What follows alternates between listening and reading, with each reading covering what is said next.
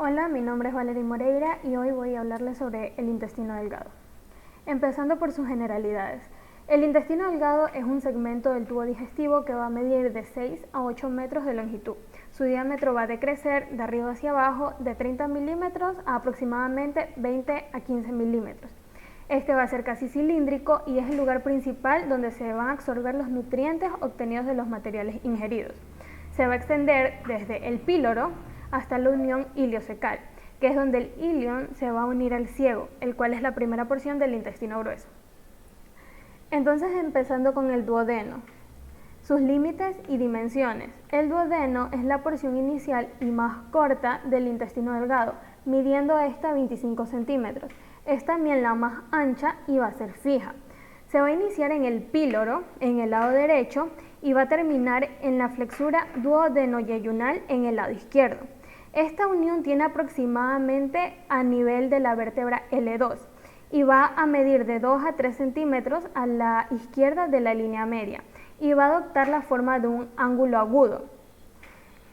Su calibre va a ser irregular y su diámetro mide, según la región, de 3 a 4 centímetros. Su fijación.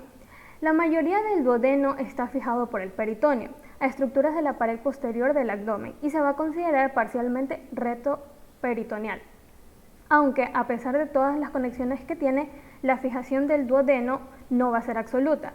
Entonces, esta va a descender ligeramente cuando el sujeto va a pasar de la posición horizontal a la vertical. Su forma y configuración externa. Y sus relaciones. Esta va a seguir un curso en forma de C alrededor de la cabeza del páncreas, lo cual permite distinguir en el duodeno 4 porciones, empezando con la porción superior o también denominada primera porción. Va a ser corta, va a medir unos 5 centímetros aproximadamente, va a ser oblicua en sentido posterior, superior y un poco a la derecha, casi anteroposteriormente. Se va a proyectar sobre la mitad derecha del cuerpo de la primera vértebra lumbar. En esta vamos a distinguir 4 caras. Por su cara anterior vamos a encontrar las siguientes relaciones. Va a estar tapizada por el peritoneo y va a estar en relación con la cara inferior del hígado, como apunta la flecha. También va a estar en relación con el cuello de la vesícula y con el extremo derecho del porte hepático. La cara anterior de la flexura superior del duodeno está en contacto con el lóbulo derecho del hígado, a la derecha y anterior a lo que sería el porte hepático. Por su cara posterior, va a tener relación con la vena porta, con el conducto colédoco y con la arteria gastroepiploica derecha, o también llamada arteria gastroduodenal. Las relaciones por su cara superior. Va a presentar las mismas relaciones con el hígado que presentaba en la cara anterior. Corresponde entonces al codo de la arteria hepática propia. El aumento menor se separa de la porción superior del duodeno en el límite entre lo que va a ser su cara superior y posterior. Y el revestimiento peritoneal de la cara superior del duodeno tiene continuidad superiormente con la hoja anterior del aumento mayor. Por su cara inferior, el borde aquí va a tener relación con lo que va a ser el borde superior de la cabeza del páncreas y el epiplón mayor. La arteria gastroduodenal, que además de cruzar la cara posterior, como ya mencioné, va a atravesar también su cara inferior y al llegar al borde anterior de esta cara se va a bifurcar en lo que serían 2 ramas terminales. Ahora, su porción descendente o también denominada segunda porción.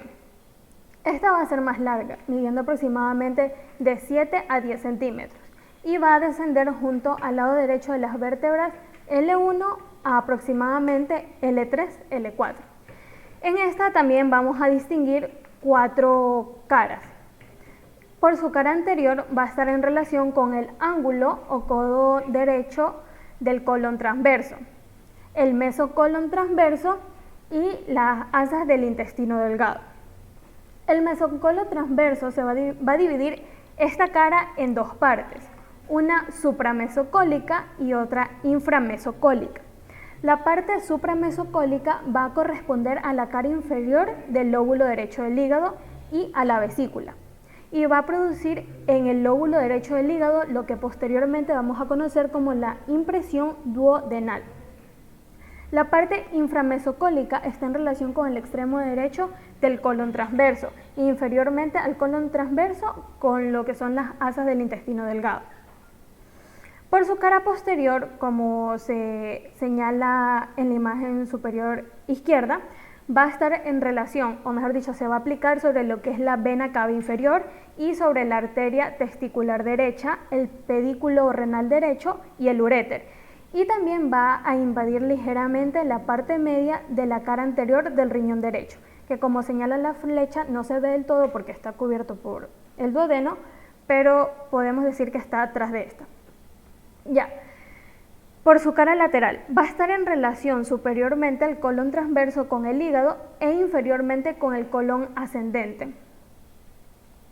El peritoneo que recubre esta cara tiene continuidad a la derecha con el peritoneo parietal a lo largo de un surco vertical sobre el que se va a implantar la fascia retroduodenal.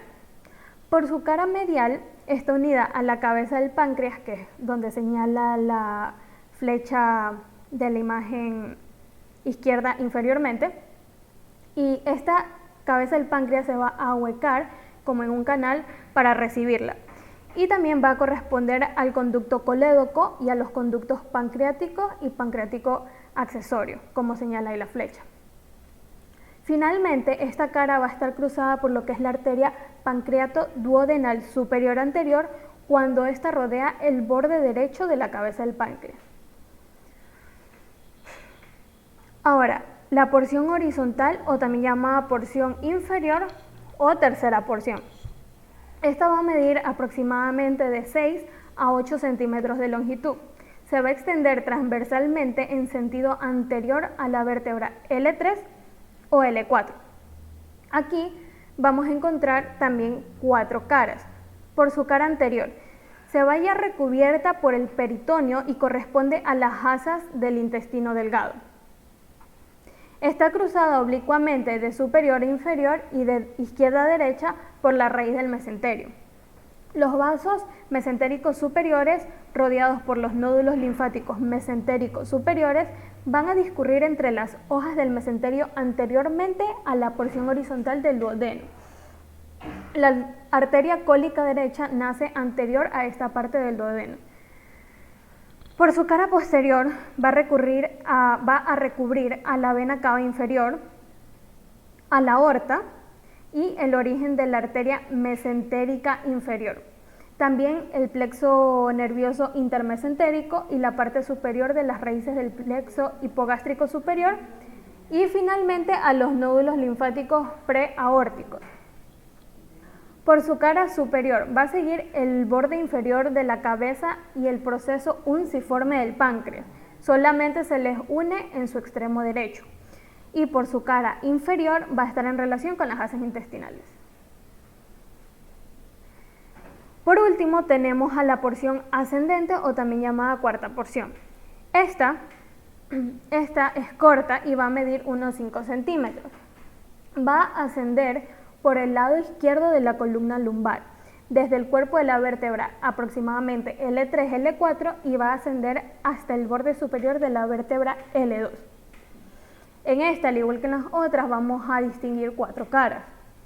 Por su cara anterior va a estar en relación superiormente con el colon transverso y su meso, que descansa sobre él y lo va a separar del estómago, e inferiormente con las asas del intestino delgado.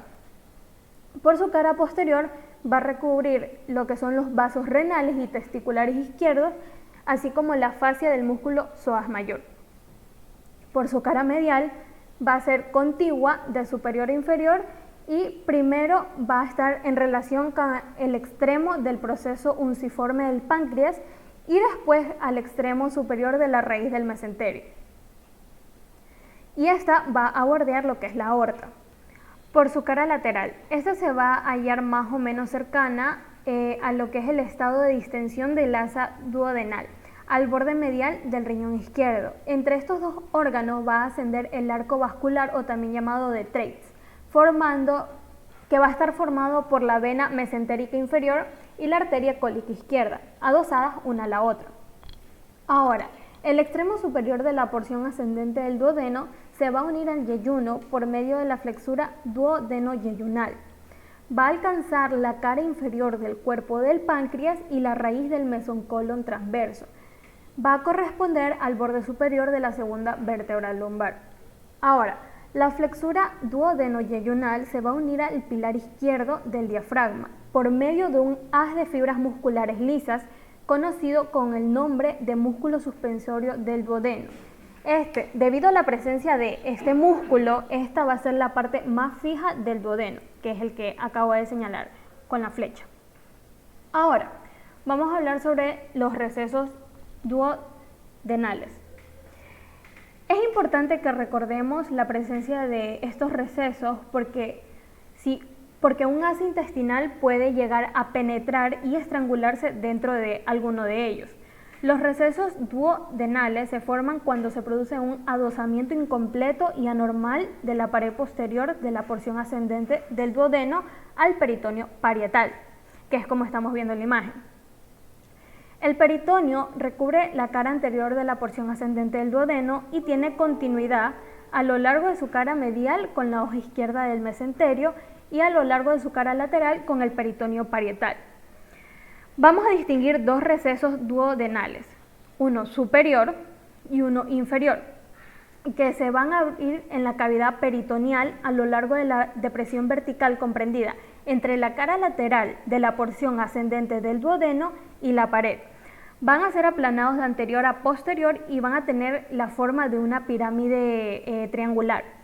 La parte medial va a estar formada por la parte posterolateral de la porción ascendente del duodeno, la pared posterior por la región vecina de la pared abdominal posterior, la pared anterolateral por un repliegue peritoneal que se extiende desde la porción ascendente del duodeno hasta la pared posterior del abdomen.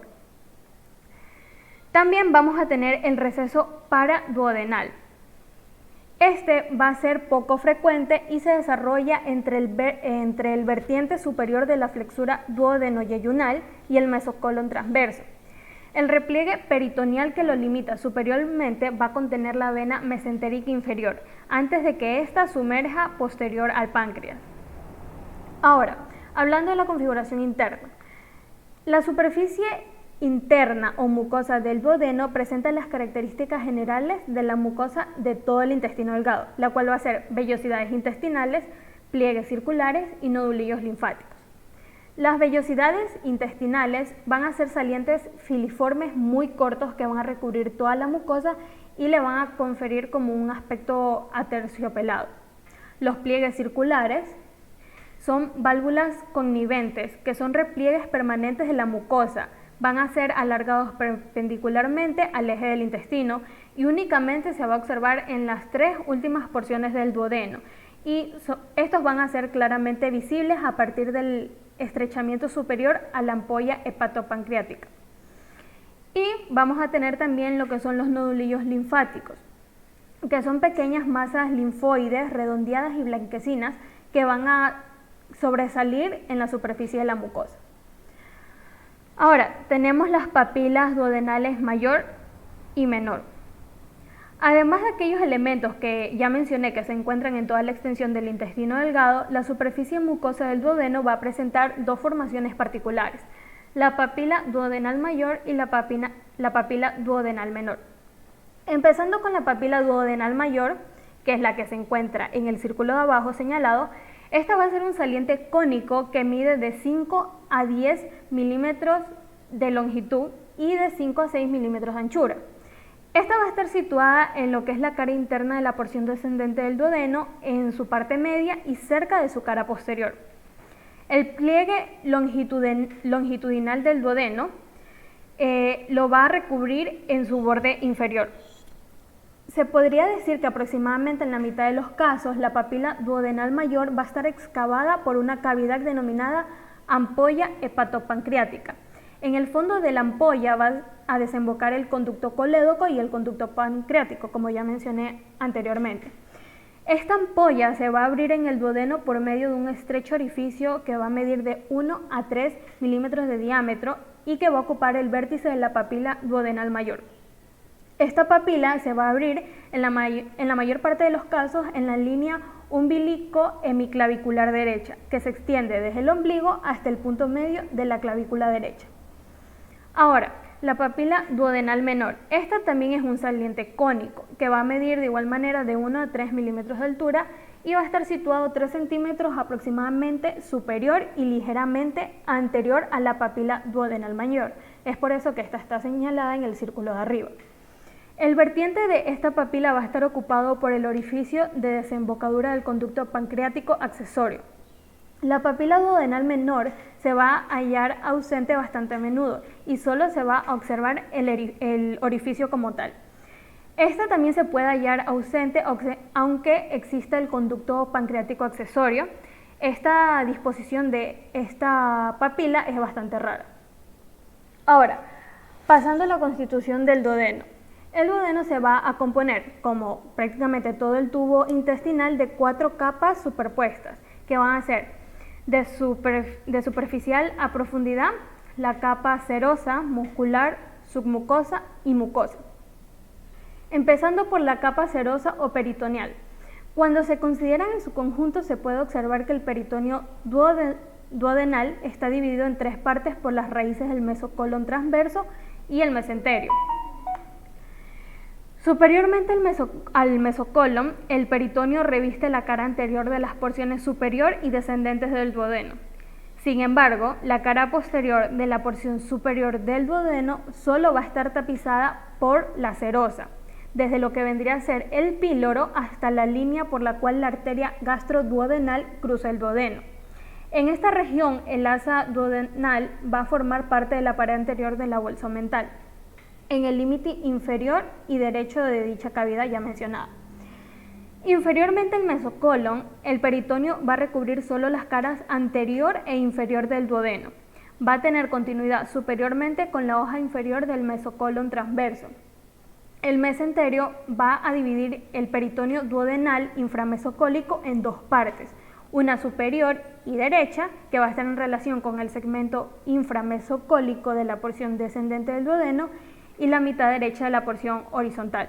La otra, que va a ser inferior e izquierda, va a recubrir solo la mitad izquierda de la porción horizontal del duodeno y toda la porción ascendente. Ahora, la capa muscular. Esta está formada por una capa superficial de fibras longitudinales y una capa profunda de fibras circulares. Está atravesada por los conductos colédoco y pancreático. La capa submucosa es una delgada lámina de tejido celular laxo. Y por último, la capa mucosa. Esta ya ha sido descrita en lo que es la configuración interna del duodeno. Ahora, los vasos y nervios del duodeno. En las arterias vamos a tener las arterias pancreato-duodenales superiores anterior y posterior, que son ramas de la arteria gastroduodenal, que son las que estoy señalando con los círculos, y también la arteria pancreato-duodenal inferior, que es una de las ramas de la arteria mesentérica superior.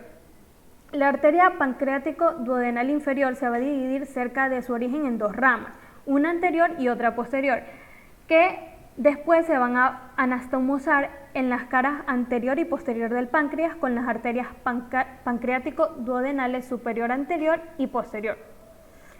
La primera arteria yeyunal, que es rama de la arteria mesentérica superior. La ampolla duodenal recibe además una arteria supraduodenal, que es rama de la arteria hepática propia o de la arteria gastroduodenal, y una arteria subpilórica que nace frecuentemente de la arteria gastromental derecha o rara vez de la arteria pancreático-duodenal superior anterior. Las venas. Las venas son de manera general satélite de las arterias, como ya sabemos, y van a formar en sus anastomosis arcos semejantes a los arcos arteriales. Sin embargo, su terminación presenta algunas particularidades.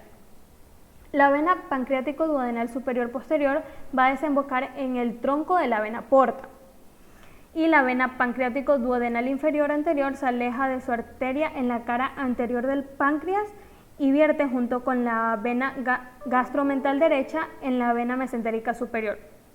Y por último, la vena pancreático duodenal inferior posterior termina de igual manera en la vena mesentérica superior. Ahora, los vasos linfáticos. Los vasos linfáticos del duodeno van a drenar en los nódulos linfáticos pancreáticos duodenales superiores e inferiores.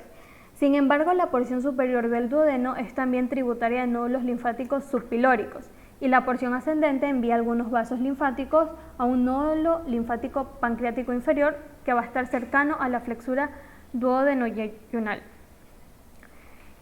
Ahora por su inervación. Los nervios procedentes del nervio vago izquierdo para la porción superior del duodeno, del ganglio celíaco derecho y del plexo mesentérico superior para las porciones descendentes y horizontal.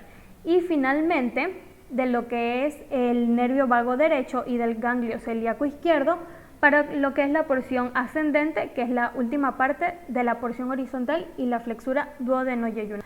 Siguiendo con el yeyunio y el ilion, sus límites y dimensiones. La segunda porción del intestino, que es el yeyuno, empieza en la flexura duodeno-yeyunal, donde el tubo digestivo recupera un curso intraperitoneal. La tercera porción del intestino, que es el ilion, va a terminar en la unión iliocólica, que es la unión de la porción terminal del ilion y el ciego. En conjunto, el yeyuno y el ilion van a medir de 6 a 7 metros de largo. El yeyuno va a constituir aproximadamente 2/5 partes de la longitud de la porción intraperitoneal del intestino delgado y el ilion va a pasar a formar el resto.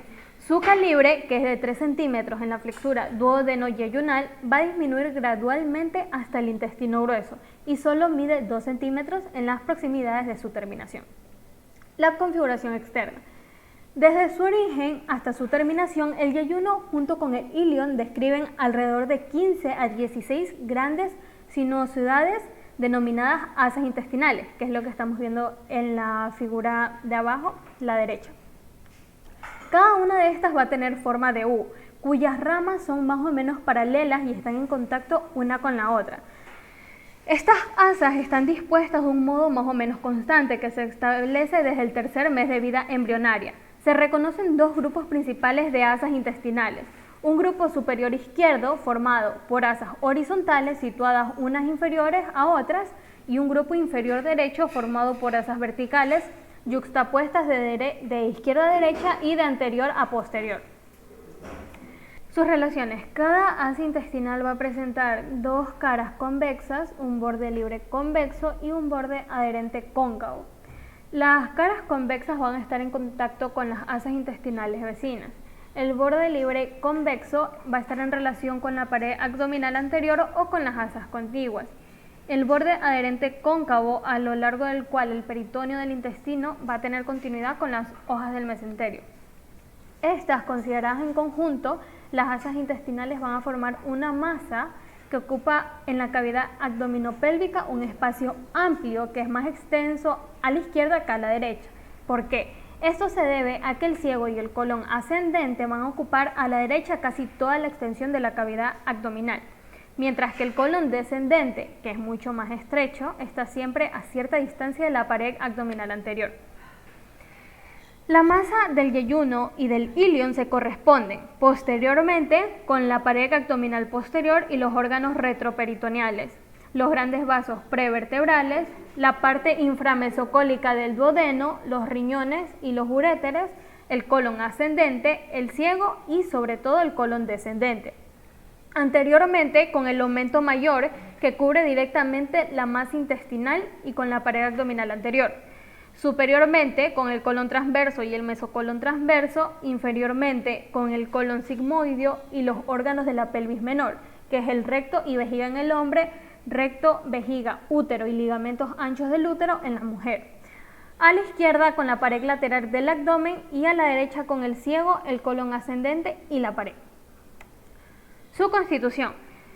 La pared del yeyuno y del ilio está constituida, al igual que la del duodeno, por 4 capas: serosa, muscular, submucosa y mucosa. La capa serosa tiene continuidad a lo largo de su borde adherente de las asas intestinales con las dos hojas del mesenterio. Las capas muscular y submucosa son idénticas a la que ya mencioné en el duodeno.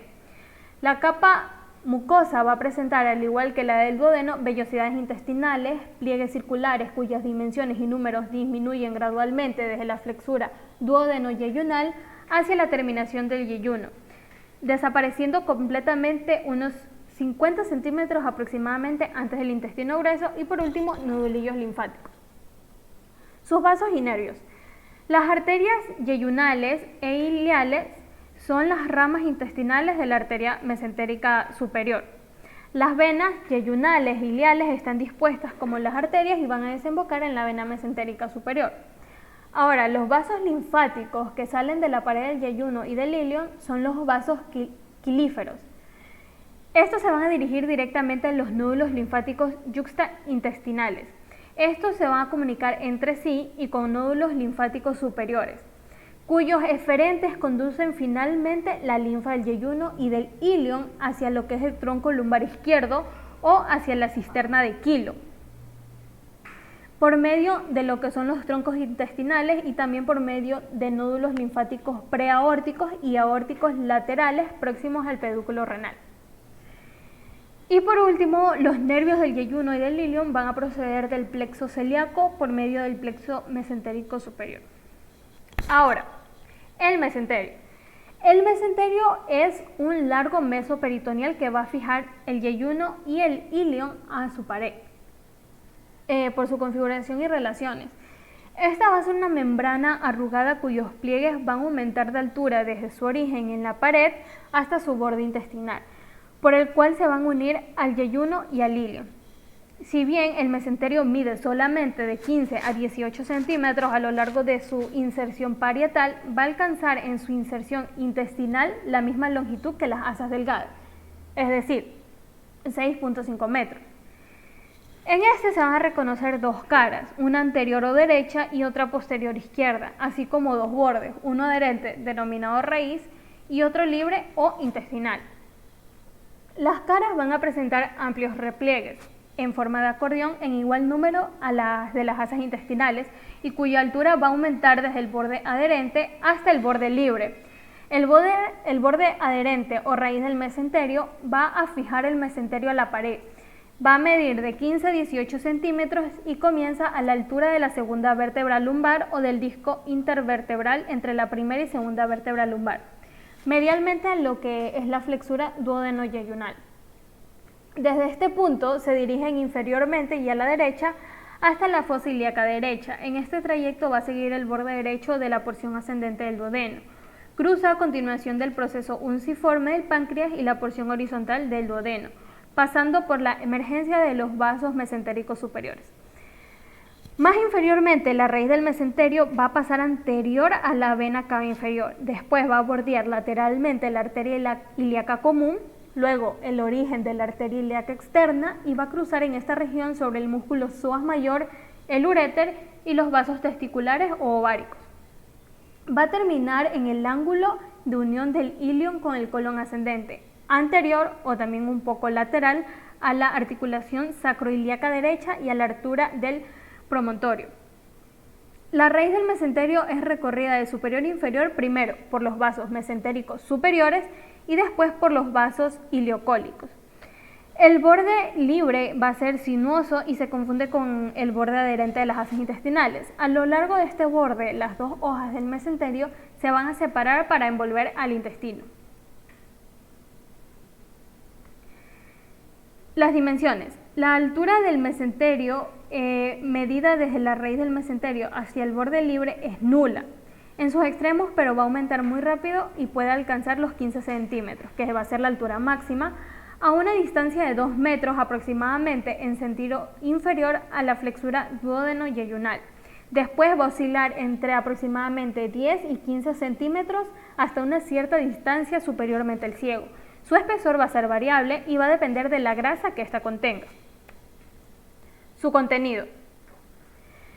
Entre las dos hojas peritoneales del mesenterio vamos a encontrar la arteria mesentérica superior con sus ramas intestinales y sus ramificaciones anastomosadas en arcos, la vena mesentérica superior que asciende a la derecha y anteriormente a la arteria y sus ramas colaterales que son satélites de las arterias intestinales.